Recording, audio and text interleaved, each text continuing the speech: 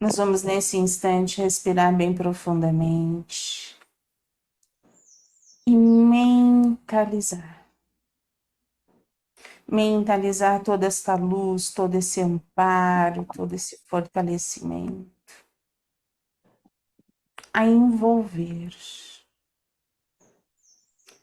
todo o nosso lar com os guardiões, com suas tochas, com as suas espirais, com seus cilindros. Nós vamos assim mentalizando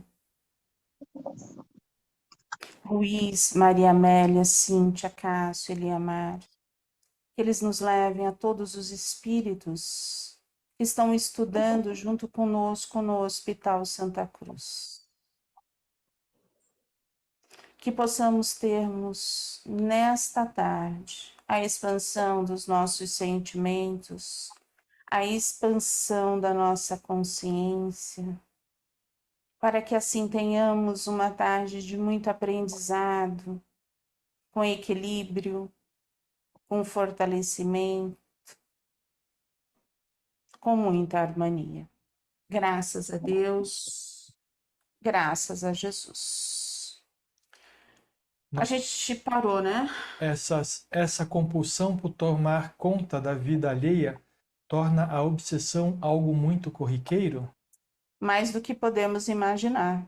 Quando Marcondes, agora há pouco, reclamava por direitos, não estaria, na verdade, se impondo? Não havia um traço de domínio?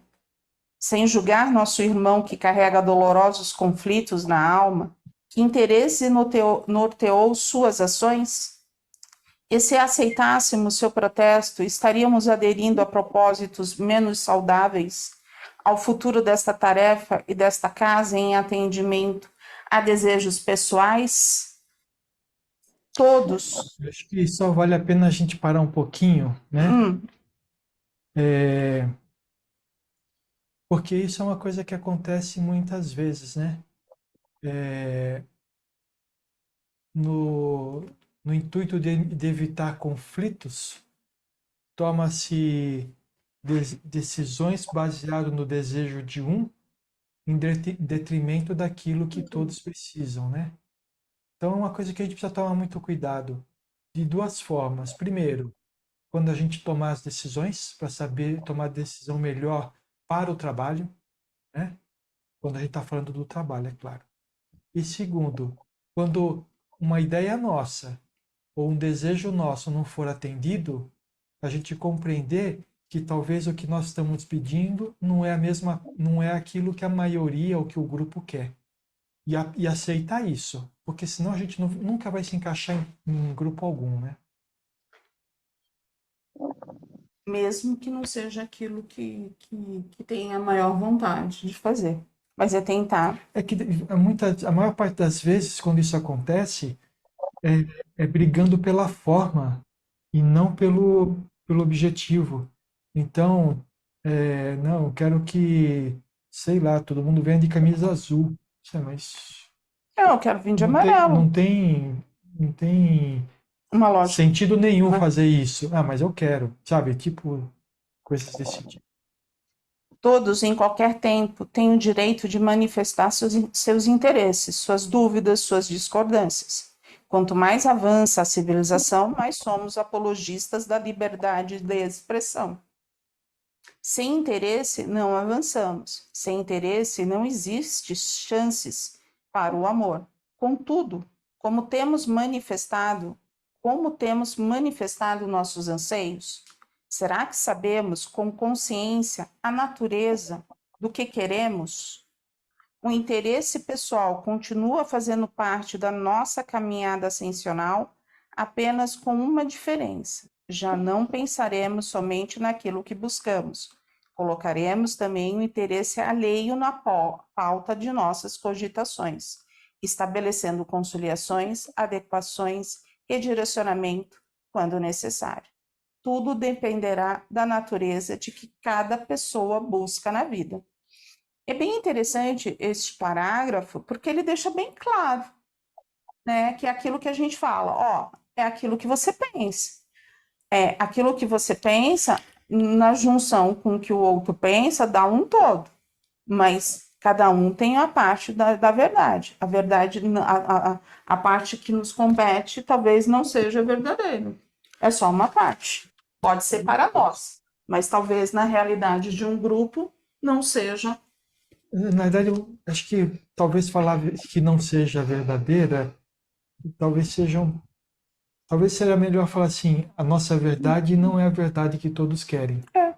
É uma parte da verdade. Aí pode ser que a junção de cada um dê uma. Mas quando Não? você fala tipo escolha de caminho, a minha verdade é diferente do outro. É mesmo, sim, sim, sim. E nem sempre o que eu escolho é a melhor coisa para mim. E aí, nesse momento, que a gente comete os erros, né? Então, a gente está falando justamente disso, né? Escolher caminhos diferentes. Cada um tem o seu caminho. Cada um tem o seu caminho. Todos nós estamos aqui estudando, mas pode ter certeza que cada um está tendo uma percepção diferente, cada um tem um caminho diferente. Ah, então quer dizer que nós não somos iguais? Não, Não. nós não somos iguais. Nós somos parecidos. E essa diferença que existe é que a gente precisa aprender a respeitar cada vez mais, né? E aí, se a gente for lembrar das mensagens do Ruiz, ele sempre fala assim, ó, e é uma coisa que a gente conversa bastante também. O que que faz a casa funcionar quando a gente tem os mesmos objetivos? Nós somos diferentes, mas temos os mesmos objetivos. Se a gente tiver um grupo tiver o mesmo objetivo, está saneado. Se o grupo não tiver o mesmo objetivo, é aonde vem a diferença e a dificuldade. Porque uma das coisas que a Dona Isaura estava conversando, ela falou que ela está com dificuldade de entender. O porquê desses dois capítulos? A gente, ó, vamos lá, vamos lembrar. A gente terminou o livro passado. Eles estavam sendo invadidos, né? Eles seriam invadidos, não é verdade? Por quê? Tinha lá o Marcondes, não era o Marcondes, tinha o Calixto. Calisto, Calixto Antonino. e a Ana, que eles estavam em dificuldades. Tá, aí a gente encerrou ali. Eles estariam naquela reunião e já sabia que existia uma certa segurança. Por que eles vieram explicando sobre isso? Eles estão explicando o quê? A base. Ó, o plano espiritual está lá, ele estuda, ele sabe que vai ser invadido, né? Porque muitas vezes essas regiões são essas, eles vêm para defender centros espíritas, uma das coisas, mas também vão para um umbral grosso. E aí ele começa a mostrar um mecanismo como tudo isso funciona. Então é a ligação de um livro com o outro, para que a gente possa compreender. Aqueles que estão por detrás de tudo aquilo que estava acontecendo dentro do centro. E aquilo que ele vem te explicando assim, a partir do momento que eu dou vazão, não tem o que o plano superior possa fazer, porque é a sua escolha que está aqui. Eles até têm, mas eles deixam a cargo do livre-arbítrio de No cada um. livre-arbítrio de cada um. Cada um, Porque, né? porque se a senão pessoa ele não estaria... quiser, não vai ter jeito. Não vai ter jeito. É. Entendeu? É a forma que tem de crescimento. Então, é essa... Ficou mais claro, Dona Isaura? Onde que a gente... Valéria, Oi, Virginia, Virginia. eu preciso sair 5 minutos. É urgente, eu tenho que vir Ok, aqui. vai lá, Mas vai estou lá. voltando. Vai lá, vai lá, vai lá. Tudo dependerá da natureza do que cada pessoa busca na vida. A verdade é que se tornou inerente à raça humana a compulsão pelo domínio de três formas distintas: o impulso de controlar, a necessidade de reconhecimento pessoal e o desejo por ser o melhor. Nossa Senhora! Controle, privilégio e exclusividade são manifestações morais do egoísmo que ainda dirige a maioria de nossas decisões e atitudes, experiências afetivas inerentes ao egoísmo humano. Nossa, isso daqui é bem, né? Vamos conversar um pouco, né? Eu marquei esse parágrafo. E você marcou por quê? Por quê? Porque, da mesma maneira como ele falou, Nossa Senhora, isso bateu em mim. Esse impulso de controlar, a necessidade de reconhecimento pessoal e o desejo por ser o melhor. Eu acho que eu tenho um pouco de cada coisa dentro de mim, um pouco ou muito, eu não sei te dizer. E aí, assim, ele está falando, é inerente à raça humana a compulsão pelo domínio das três formas distintas. Significa o quê? Que vem do passado. Vem forte dentro do passado. Aí é onde a gente fala, trabalho inconsciente e trabalho ego. Se a gente já começa a reconhecer que a gente tem isso, qual é o trabalho que a gente precisa fazer?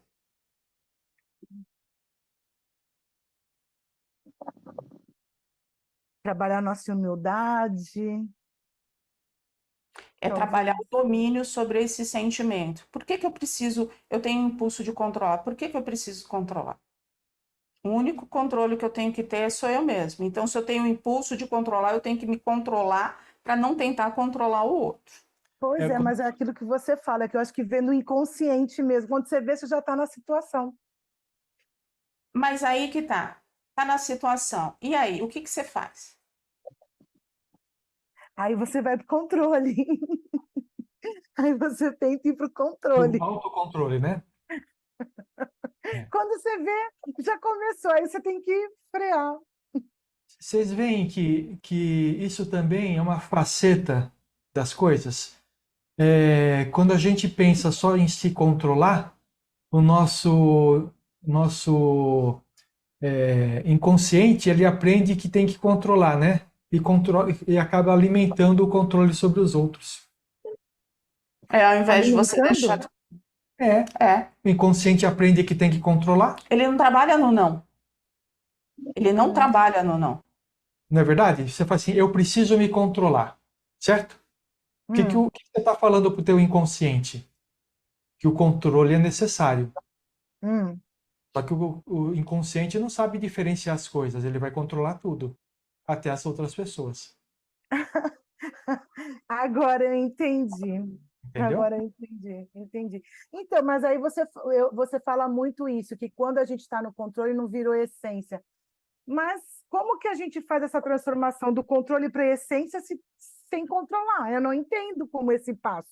Ó, abrindo a mente e falar assim: hoje eu não vou fazer isso. Eu vou prestar atenção. Para mim prestar atenção, eu preciso saber como que eu chego nisso. Por que que eu preciso do controle? Por que que eu preciso me controlar? Eu preciso controlar a situação. Para que que eu necessito disso? Não sei te responder. Então, isso é autoconhecimento, é buscar o autoconhecimento. Quando a gente não consegue fazer mentalmente, a gente utiliza o quê? A gente tenta fazer escrevendo e colocando e prestando atenção. É um exercício. Como se a gente estivesse na escola tendo que fazer cópias, fazer exercícios para que a gente aprenda. Porque se a gente continuar, eu não consigo. Eu acho que vale a pena talvez conversar um pouco mais a respeito disso, porque é meio complexo entender esse tipo de coisa, tá? Então, o que que significa, no meu ponto de vista, o que a Valéria falou? Você se controlar para não controlar ninguém é você ficar o tempo inteiro na sua mente assim: eu não vou ficar controlando, eu não vou ficar controlando, eu não vou ficar controlando. E aí você não controla. Não controla as pessoas, controla a si mesmo, tá? Mas entra num conflito gigantesco com você mesmo, porque você fala que não precisa controlar, mas se controla. Tá? Qual é a outra forma de você fazer? É você falar assim, bom, por que que eu quero controlar? Vamos dizer que você fala assim, eu quero controlar porque eu sou orgulhoso. Eu quero exercer o meu poder sobre as pessoas, certo? Então, em vez de eu me controlar para não controlar as pessoas, o que eu vou fazer? Eu vou ser humilde. Vou deixar as pessoas falarem e eu vou abaixar a cabeça. Para aquilo que eu preciso que eu possa abaixar a cabeça, é claro, né? Mas entender qual a necessidade que eu tenho de exercer o controle sobre as pessoas.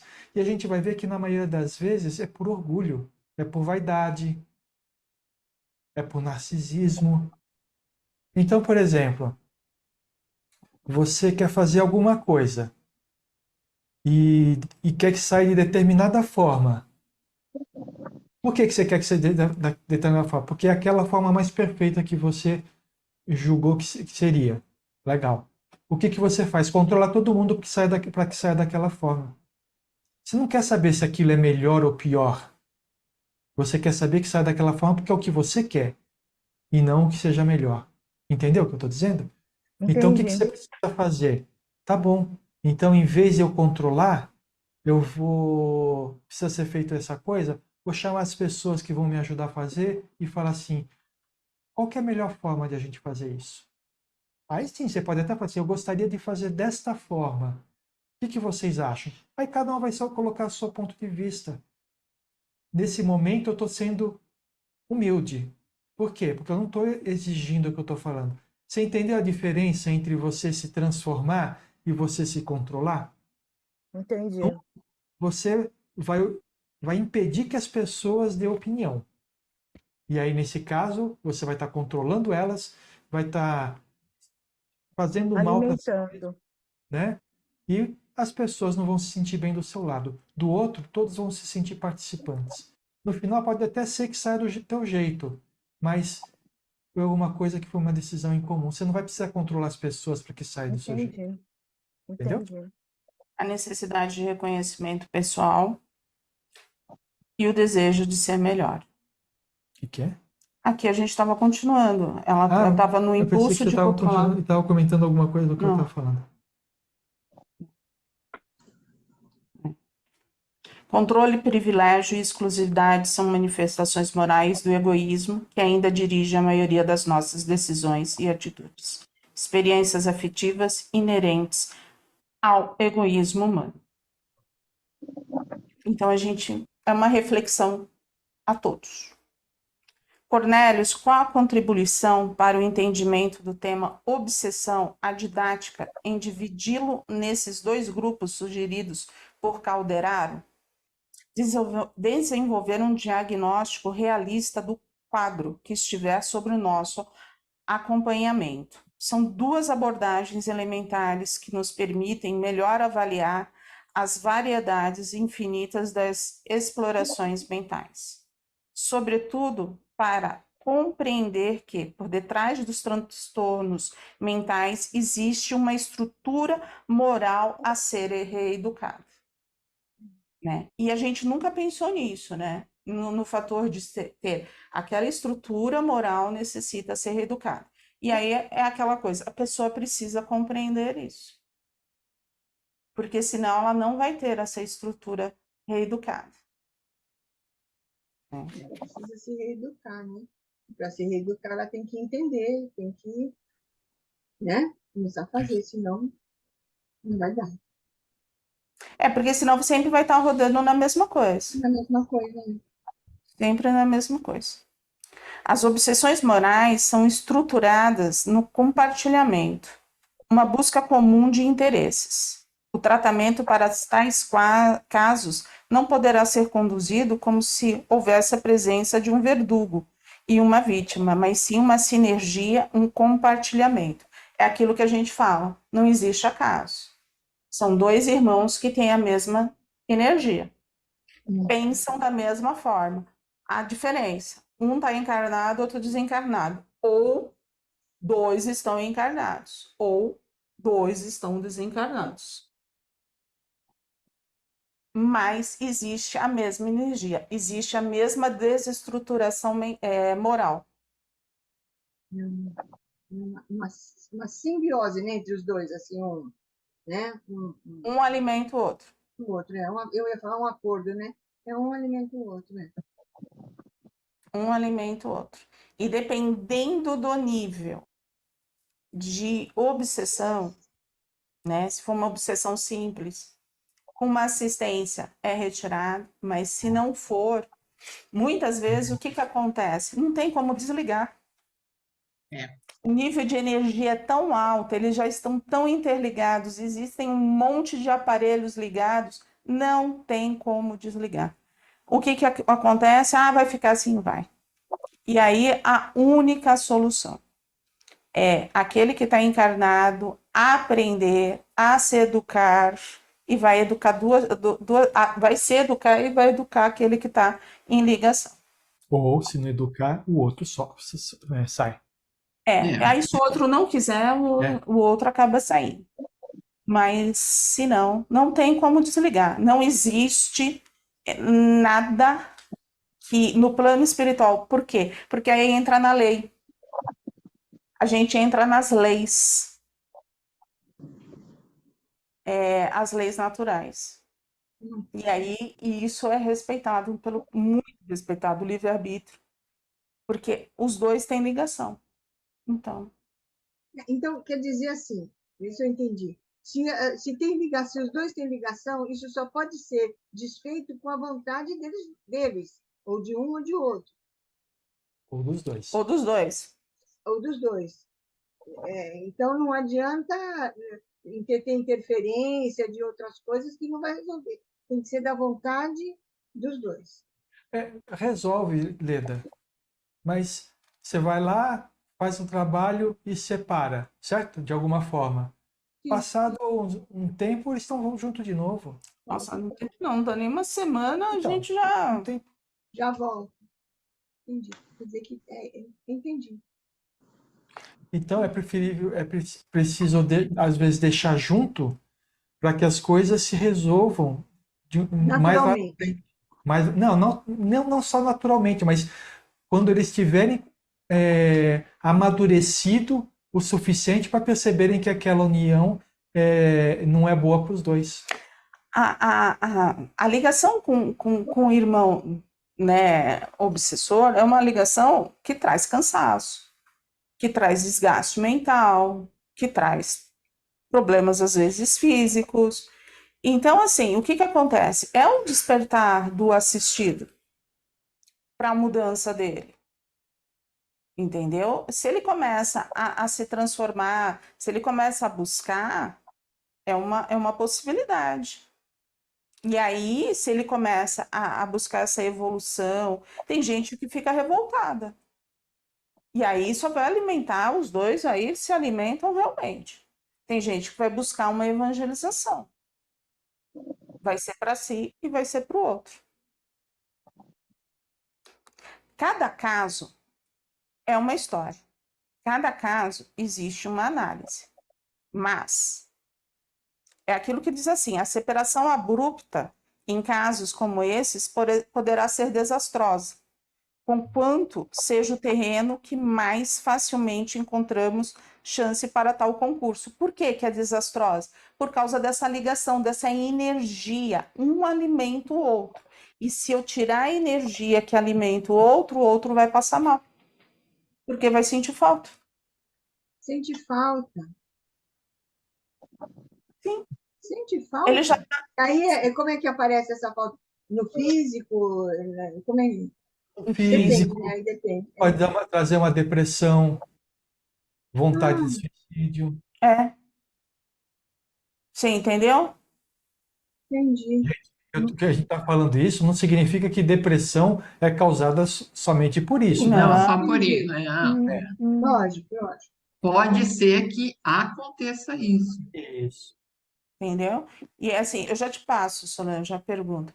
Por isso que eles falam que não tem como. A gente, aí assim, se tiver ligações, então, ainda mais intensas, aí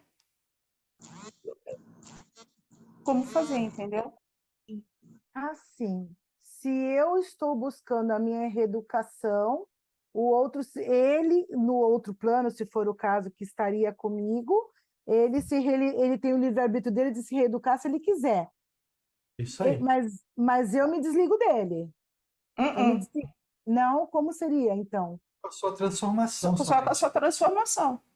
Não, eu estou falando da minha reeducação, eu estou tentando a minha reeducação. Só a partir do momento que eu esteja efetivamente reeducada, transformada, ele se desliga de mim? Ou nesse processo ele ainda fica comigo? Ele fica com você. Ave Maria. Não se esqueça, não é o pensamento que liga vocês dois. É a energia, é a vibração que vocês têm. Enquanto essa vibração não mudar, vocês vão continuar ligados. Porque ele vai falar assim, vamos ver aonde que vai.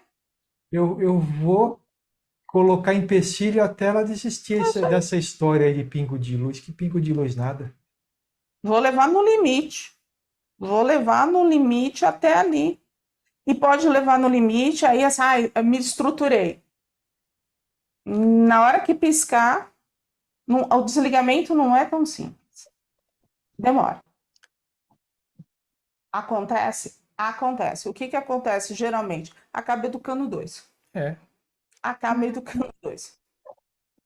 Entendeu? Por isso que a gente fala, tem que ser essência, tem que ser de coração, porque eles conseguem ver tudo isso. Olha, como dirigente da escola, havia exames espirituais. E era comum, no último ano, no exame do último ano, a gente escutar o espírito que se manifestava era um obsessor do aluno e agradecia ao aluno por ter persistido na escola, mesmo com as investidas dele mesmo, né, do obsessor, porque isso ajudou ele a entender uma série de conceitos e agora ele era um espírito melhor. Que ele seguiria a escola no plano espiritual, Isso. ele teria uma chance Que legal. de trabalho. Mas isso só vai acontecer se realmente a pessoa estiver imbuída na sua transformação. Olha o que eu estou falando. Não é conquistando a transformação, mas estar imbuída a conquistar. Tá? Por quê? Porque a transformação ela não acontece numa mesma encarnação. Ela vai acontecer ao longo de várias encarnações. O que a gente não pode é colocar a pedra na nossa frente com aquela inscrição assim: é muito difícil. Entendeu? Se vocês perguntarem, todos nós viemos com esse teste, a grande maioria passa. A grande maioria passa. Aí a gente fala assim, como assim? Como é que acontece? Vamos lá. Quem faz escola de aprendiz do evangelho? Quem nunca estava pronto para ir para a escola e caiu tudo que tinha de direito? Telefone, problema, isso e aquilo. Quem está pronto para entrar para o trabalho? São esses testes. É o caso aqui, tá armando temporal. Toda hora eu tô olhando lá para fora porque tá já trovejando. Daqui a pouco a gente vai começar aqui. Eu não sei se por acaso ainda vai estar todo mundo aqui de Santos. Eu não sei as meninas aqui, Virgínia, Aqui Leda. está já trovejando, Aqui já está bastante chovendo. Aqui já tá eu levantei chovendo. agora porque não lembrei se eu tinha fechado a janela. Eu também estou aqui do lado já dela. Tá chovendo. Tá trovejando já. Vamos ver se a gente consegue fazer com vocês.